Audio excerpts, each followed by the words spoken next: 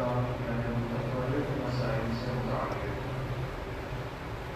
آپ حضرات سے عرض کیا تھا کہ بعض مسائل ایسے ہوتے ہیں کہ جو بیان کرنے والے جو فقہا ہیں، علماء ہیں، محدثین ہوتے ہیں، اسی وجہ سے اصل مقام پر ان سے وہ مسئلہ بیان کرنے سے رہ جاتا ہے.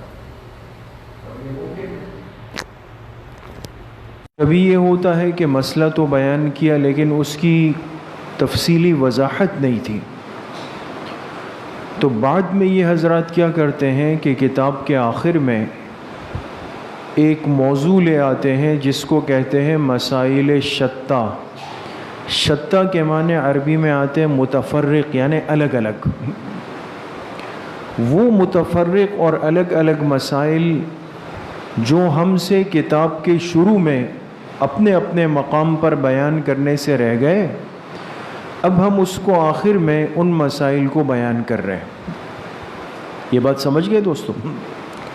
یہ کہلاتے ہیں مسائل شتّا، اور رمضان المبارک سے پہلے یہ شروع ہو چکے تھے، اور اس سلسلے میں مختلف موضوعات سے متعلق مسائل شتّا گزر بھی چکے ہیں. آج کی مجلس میں جو مسائل ہے اس کا تعلق ہے یمین یعنی قسم اور منت کے ساتھ. منت اور نظر، اردو میں ہم کہتے ہیں بھئی میں نے اس بات کی منت مانی ہے، اگر میرا یہ کام ہو جائے تو میں یہ کروں گا. اردو میں ہم اس کو منت کہتے ہیں، اور عربی زبان میں اس کو نظر کہا جاتا ہے. قرآن کریم میں بھی یہ لفظ استعمال ہوا وَلْيُوفُوا نُذُورَهُمْ. اگر کسی نے جائز بات کی نظر مان لی تو اس پر لازم ہے کہ یہ اپنی نظر کو پورا کر لے. تو دو چیزیں ہوتی ہیں جس کا تعلق ہماری زندگی سے کافی زیادہ بھی ہے اور بہت سارے معاملات میں پیش بھی آتے ہیں. قسم کھا رہا ہے، مجبور ہو گیا، کسی نے الزام لگا دیا، تہمت لگا دی، دعویٰ کر دیا، تو انسان کو اس مجبوری کی صورت میں اپنی صفائی کے لیے، پاک دامنی کے لیے اگر قسم کھانی پڑ جائے کھا سکتا ہے. لیکن بلا ضرورت اور بلا مقصد یہ جو عادت بن جاتی ہے، جیسے آج ہمارے معاشرے میں ہے، بات بات پہ فوراً قسم کھاتے ہیں. قسم کھاتا ہوں میں اس بات، قرآن کی قسم اور رسول پاک کی قسم اور کعبے کی قسم اور دنیا کی ہر چیز کی قسم ہم کھاتے ہیں، اس لیے کہ اس چیز کی اہمیت اور اس مسئلے کی نزاکت کا علم ہی نہیں کہ یہ ایسی ہلکی چیز سمجھ لی گئی. قسم کس کو کہتے ہیں کہ انسان اللہ پاک کے نام کی عظمت کسی کو پیش کر دے. مجھ سے کسی نے کہا کہ جی آپ نے میری یہ چیز چرائی ہے، میں نے کہا جی نہیں چرائی. اس نے کہا نہیں چرائی ہے. میں نے کہا نہیں چرائی. اس نے کہا چرائی ہے. اب کسی پر چوری کا الزام اور تہمت یہ چھوٹی بات ہے؟ بہت بڑی بات ہے. ایک شریف آدمی اس کو برداشت نہیں کر سکتا، بوجھ ہے. اس نے کہا اچھا اگر تم سچے ہو تو پھر قسم کھا لو.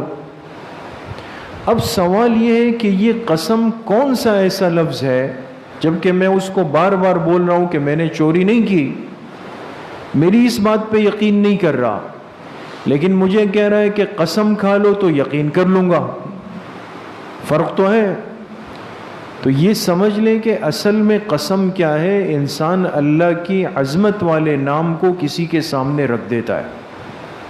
کہتے ہیں واللہ، عربی میں واللہ، بخدا اللہ کی قسم.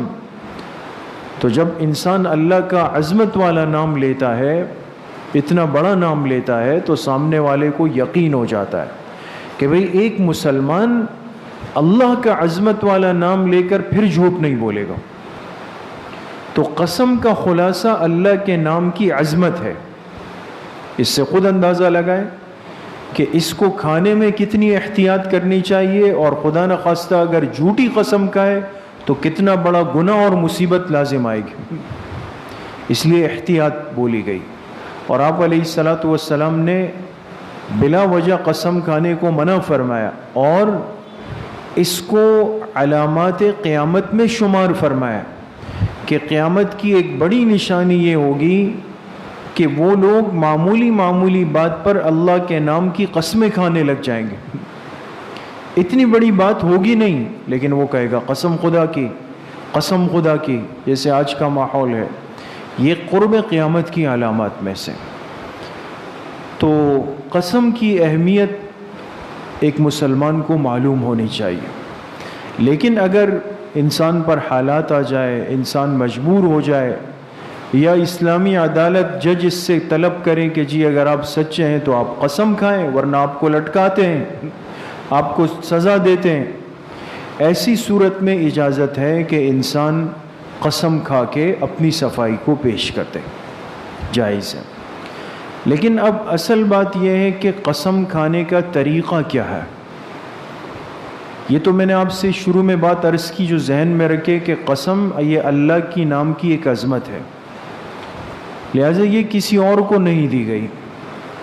لہٰذا غیر اللہ کے نام کی قسم، چاہے وہ اللہ کا غیر کتنا ہی بڑا ہو، یہاں تک کہ جناب نبی کریم صلی اللہ علیہ وسلم جن کی ذات اقدس کے مراتب اور درجات اللہ کی ذات کے بعد سب سے وراء الورا ہے اور کوئی بھی نہیں ہے پھر، لیکن آپ علیہ الصلاۃ والسلام کے اسم مبارک کی قسم نہیں کھائی جا سکتی، جائز نہیں ہے، منع کیا گیا.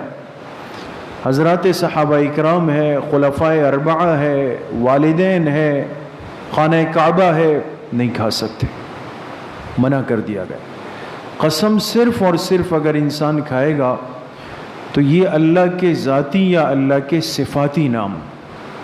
اللہ کا ذاتی نام کون سا ہے؟ اللہ. اور اللہ کے صفاتی نام مشہور کتنے ہیں؟ 99 نام مشہور. تو اللہ کے ذاتی یا اللہ پاک کے جو صفاتی نام ہے، انسان قسم کھائے تو ان الفاظ کو استعمال کیا جائے گا کہ اللہ کی قسم، رحمان کی قسم، رحیم کی قسم، یہ الفاظ استعمال کر سکتا ہے.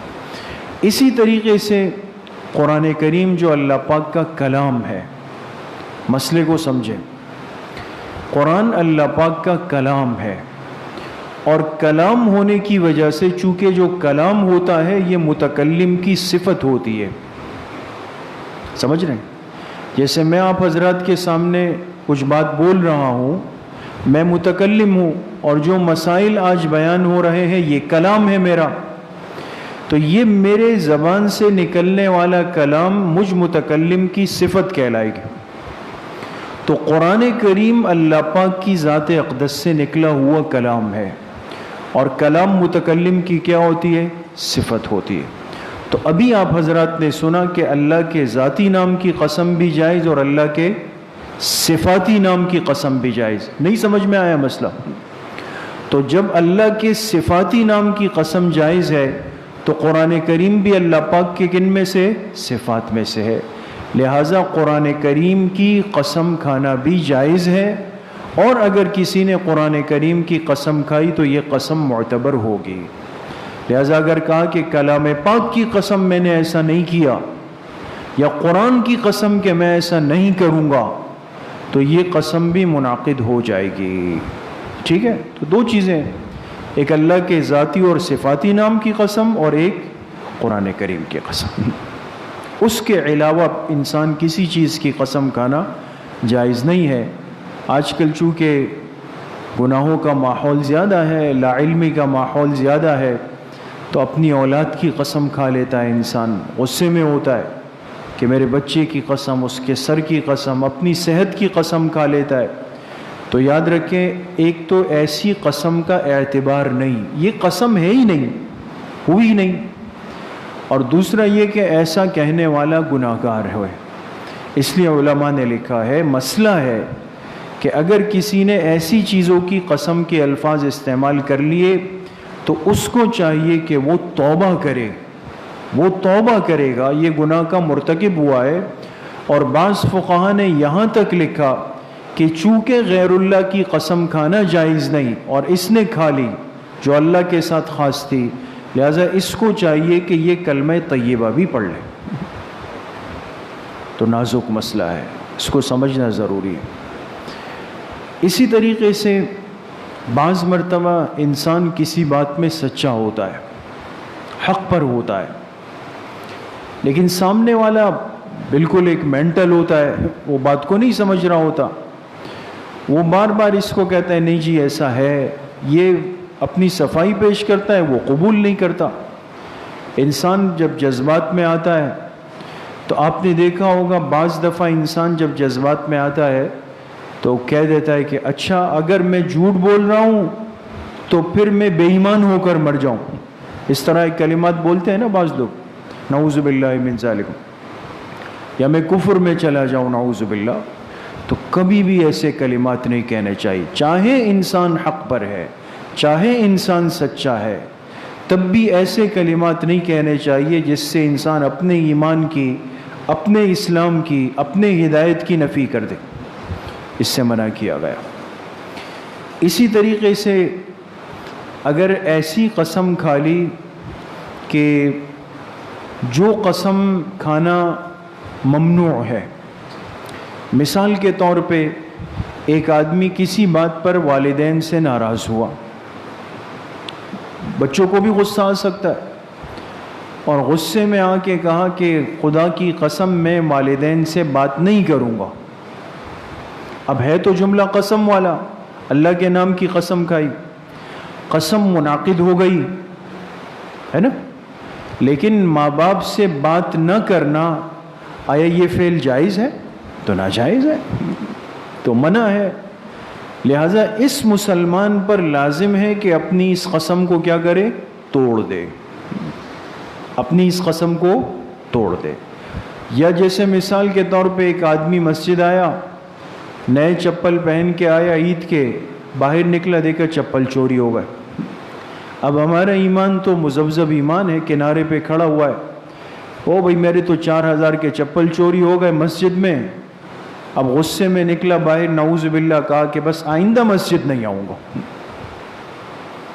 تو یہ جملہ جائز ہے یا ناجائز ہے؟ ناجائز ہے، غلط بولا۔ لہذا اس کو چاہیے کہ قسم توڑ دے۔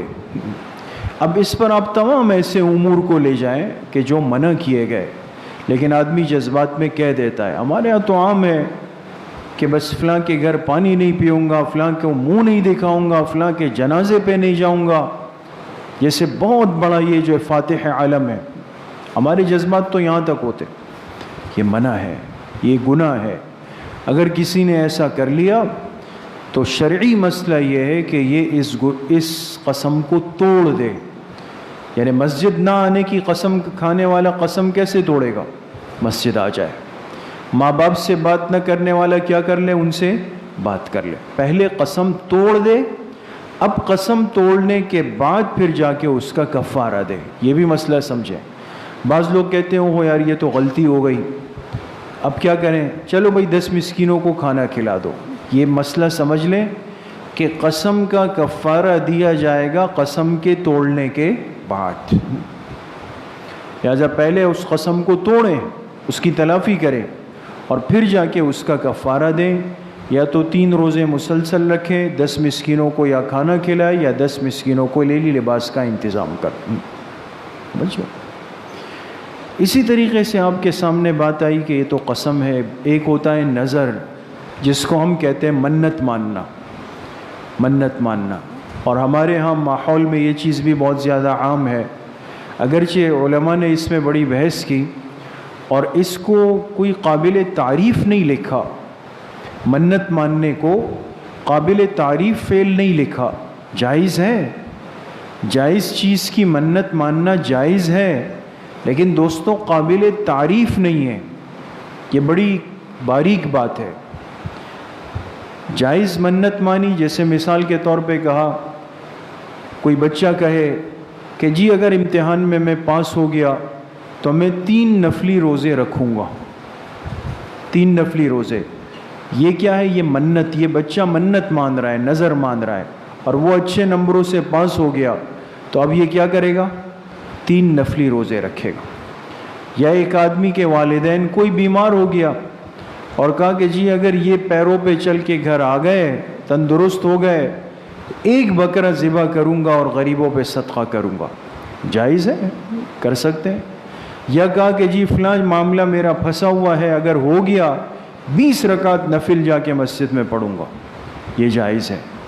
یہ سارے نظر اور منت کے وہ کلمات ہیں جو جائز ہے، اور جس کا کام ہو جائے تو اب اس کو پورا کرنا ضروری ہو جائے گا. 20 رکعت نفل پڑھنے والا نفل پڑھے گا، 3 روزے رکھنے والا 3 روزے رکھے گا، بکرے والا بکرا ذبح کرے گا، یہ سارے صحیح ہے. لیکن علماء نے جو نقطے کی بات لکھی، جو عرض کرنا چاہتا ہوں کہ نظر قابل تعریف چیز نہیں. کیوں؟ اس لیے کہ اس میں اعتقادی کمزوری کا خطرہ ہے. بھئی ہمارا تو اللہ پاک سے رشتہ ہے نا ہر وقت کا، ہے نا. اب اگر مثال کے طور پہ میں نے نظر مانی اور وہ کام ہو گیا تو دل میں کیا آتا ہے کہ یار کام اسی وقت پورے ہوتے ہیں جب ہم نظر مانتے ہیں. حالانکہ ایسا تو نہیں ہے. نظر ماننا کوئی نہیں، انسان ہاتھ اٹھائے دعا مانگے، اللہ پاک پورا کرنے والے، اللہ کا وعدہ ہے. اس لیے علماء نے لکھا کہ مضبوط العقیدہ آدمی نظر مانے، کمزور عقیدے والے کو اس کی ترغیب نہیں دی جائے، ورنہ وہ یہ ذہن میں تصور بنا لے گا ایک باطل پرست کی طرح. جیسے باطل لوگ ہوتے ہیں نا، وہ کہتے ہیں بھئی جب تک آپ فلاں نہیں کریں، چڑھاوا نہ چڑھائیں، دیگ نہ دیں، فلاں نہ کریں، کام نہیں ہوتے. تو پھر عقیدہ کمزور ہو جاتا ہے. تو قابل تعریف چیز نہیں، لیکن اگر جائز نظر مانی تو جائز ہے، اور کام اگر ہو بھی جائے تو اس کام کو پورا کرنا وہ ضروری ہوگا. اور اگر کسی ناجائز چیز کی نظر مانی تو وہ گناہ بھی ہے، اور اس کو قطعاً پورا بھی نہیں کرنا. بعض لوگ ایسے ہوتے ہیں نا، ہاتھ میں کوئی کڑا ڈالا ہوا ہے مرد نے یا بچے کو، کان میں بالی پہنائی ہوئی ہے. بعض ایسے عجیب ہوتے ہیں، جی یہ کیا ہے؟ کہ جی یہ بیمار ہوتا تھا، ہم نے بچپن میں نظر مانی تھی کہ جب یہ اگر اس کو شفا ملے گی تو 11 سال تک اس کے کان میں بالی ڈالیں گے. اب یہ لڑکا ہے، لڑکے کو بالی پہنا سکتے ہیں؟ حرام قطعی ہے، ناجائز ہے، اور اس فعل میں مبتلا ہے. یا ہاتھ میں کوئی کڑا پہن لیا کہ جی کیوں پہنا ہے؟ جی یہ نظر کا ہے، یہ ہم 11 مہینے سے پہلے نہیں اتار سکتے، جائز نہیں. بعض لوگ بال رکھتے ہیں، بالکل نہیں کاٹتے، اس میں جوئیں ہیں، میل ہے، جسم کے بال کیوں نہیں کاٹ رہے؟ جی نظر مانی. یہ سب ناجائز نظریں ہیں، یاد رکھیں. اور یہ کوئی کار ثواب نہیں، کار گناہ ہے، گلے میں آئے گا، پکڑ ہوگی. اس لیے اگر کسی چیز کا ارادہ کرے بھی، سمجھ نہیں آ رہا ہو، انسان پہلے مسئلے کو سمجھے. تو بہرحال یہ قسم اور یمین سے متعلق کچھ متفرق مسائل تھے. اللہ پاک مجھے بھی آپ سب کو صحیح عمل کی توفیق نصیب فرمائے. الحمدللہ رب العالمین والصلاة والسلام علی سید الانبیاء والمرسلین.